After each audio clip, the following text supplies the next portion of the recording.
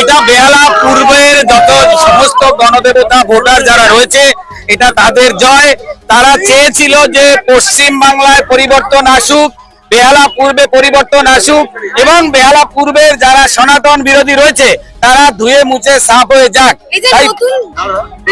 তাই পশ্চিম বাংলায় আজকে যে পরিস্থিতি হচ্ছে, যারা পশ্চিম বাংলার যারা ভারতবর্ষের স্লোগান বন্দে মাতরম ভারত মাতা কি জয়ের পরিবর্তে জয় বাংলা স্লোগান দিত, সেই জয় বাংলা স্লোগানকে আজকে পশ্চিম বাংলার মানুষ ধুয়ে মুছে পুরো সাফ করে দিয়েছে। আর আমরা আজকে এখান থেকে বলতে চাই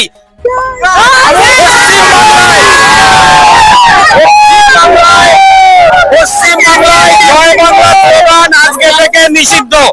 যদি কেউ জয় বাংলা স্লোগান দেয়, যদি পাবলিক সেটা প্রতিরোধ করে, তাহলে আমাদের কিছু বলার থাকবে না।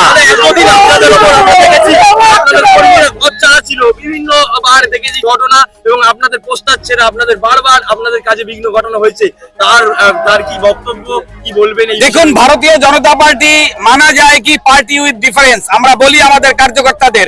তাই আজকে যখন 22 রাউন্ড পর্যন্ত কাউন্ট হয়েছে তখনও টিএমসির কার্যকর্তারা সেখানে থেকেছে, আমরা তাদেরকে খাবার নিয়ে খাইয়েছি।